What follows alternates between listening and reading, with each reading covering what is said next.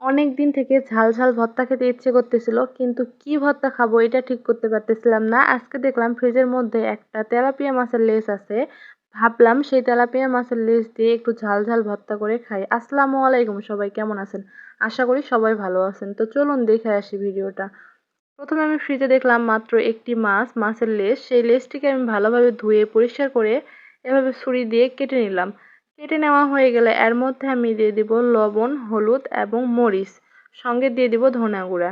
মরিচটা একটু আমি বেশি নিয়ে নেব, কারণ যেহেতু আমি এখানে ঝাল ঝাল করে বানাবো, এই জন্য আমি মরিচ গুঁড়াটা একটু বেশি নিয়ে নিয়েছি এবং ধনিয়াটা নিয়ে নিয়েছি একটু ফ্লেভারের জন্য। তারপর এই মশলাগুলোকে আমি ভালোভাবে মেখে নেব। মাছের কাটা অংশগুলোর মধ্যে আমি মশলাগুলোকে ঢুকিয়ে দিব। তারপর 5 থেকে 10 মিনিটের জন্য আমি এটিকে এক সাইড করে রেস্টে রেখে দিব। এরপর চুলার মধ্যে একটা কড়াই নিয়ে নিব। কড়াইয়ের মধ্যে দিয়ে দিব তেল। তেলটা যখন গরম হয়ে আসবে, তখন এর মধ্যে আমি মাছের লেজটা দিয়ে দিব। সাইডে দিয়ে দিব রসুন কুচি এবং কাঁচামরিচ। আমরা সবাই ভাজা মরিচ দিয়ে ভর্তা করে খাই, কাঁচা মরিচ দিয়ে ভর্তা করে কিন্তু সেই স্বাদ আমরা কখনো ট্রাই করি না। অবশ্যই আমরা ট্রাই করে দেখবেন আপনারা যে কেমন লাগে।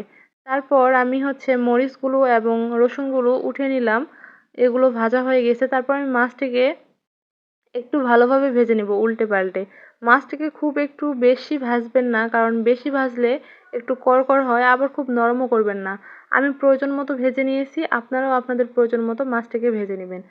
ভেজে নেওয়া হয়ে গেলে আমি প্লেটের মধ্যে পেঁয়াজ কুচি রেখে নিয়েছি। আগে থেকে আমি পেঁয়াজ কুচিগুলো কেটে নিয়েছিলাম। অবশ্যই আপনারা বেশি করে একটু পেঁয়াজ দিবেন, বেশি পেঁয়াজ দিলে খেতে বেশি স্বাদ হয়। তারপর আমি মাছের লেজ থেকে কাটা আলাদা করে নেব।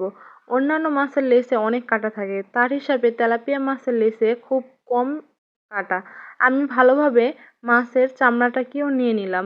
ভালোভাবে ভেজে নেওয়ার কারণে চামড়াটাকেও আপনারা নিতে পারবেন। তো নেওয়া হয়ে গেলে তারপর আমি মরিচ আর পেঁয়াজগুলো ভালোভাবে মাখিয়ে নিব, রসুনগুলো মেখে নেওয়া হয়ে গেলে লবণ দিয়ে নিব। আপনারা আপনাদের স্বাদ মতো লবণ দিয়ে নেবেন এখানে।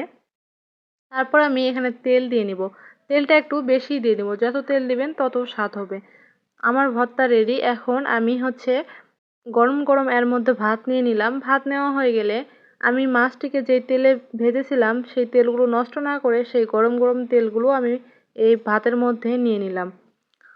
তো তারপর আমি আপনারা অবশ্যই যখন অসুস্থ থাকবেন, কোনো কিছু খেতে ভালো লাগে না, তখন আপনারা অবশ্যই এই রেসিপিটা ফলো করবেন, কারণ এই রেসিপিটা অনেক মজার, খেতে অনেক ভালো লাগে। একটু ঝাল ঝাল, মুখে যখন কোনো স্বাদ থাকে না, তখন আপনারা যদি এই রেসিপিটা বানান, আমার কাছে মনে হয় অবশ্যই আপনারা খেতে পারবেন। তো আশা করি সবাই আমার ভিডিওটা দেখছেন, ভালো লাগলে অবশ্যই কমেন্টে জানাবেন।